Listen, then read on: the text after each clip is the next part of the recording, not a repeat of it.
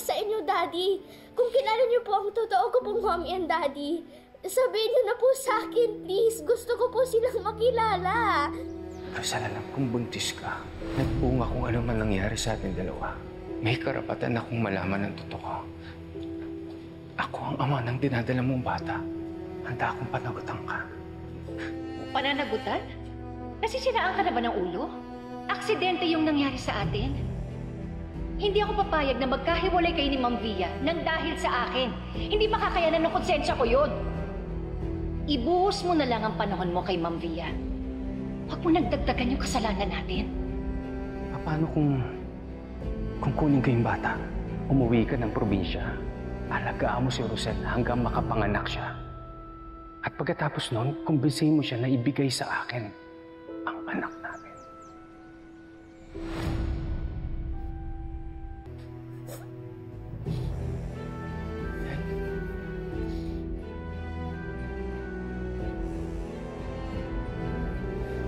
Sorry, anak, ha? Hindi na namin nakilala yung tunay mong nanay, eh. Sorry. Binigay ka lang sa amin ng Tito Salvio mo. Meron daw siyang pasyenteng nanganak. Basta ka na lang daw iniwan ng nanay mo. Bakit po niya ako iniwan?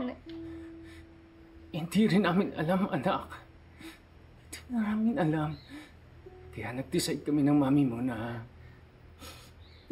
amin ka na lang. Kami na lang mag-aalaga sa'yo. Kaya ng pag-alaga mo sa ibon, di ba? Sorry, ha? Hindi mo dapat nalaman to. Sorry, hindi mo dapat nalaman to, anak. I'm sorry. Ha? Daddy, hindi ko naman sinasadya. Narinig ko lang po na nag-uusap sina Tita Nika at Mommy dun sa party. No, it's okay. It's not your fault. Wala kang kasalanan, ha? It's not your fault. Bakit kasi kailangan niyo pa pag-usapan doon, eh? Sorry na, Kuya. Sa kapanika! Hindi naman namin alam, eh. Hindi naman namin akalain na marinig kami ng bata. Dapat naging mas maingat kayo! Di ba wala naman tayong balak sabihin sa bata? Paano ngayon yan? Alam niya na lahat! O so, paano? Kasalanan ko na naman. Bakit ba pagdating sa bata na yan, laging ako na lang yung may mali? Mali ka naman talaga, eh! Tama na po.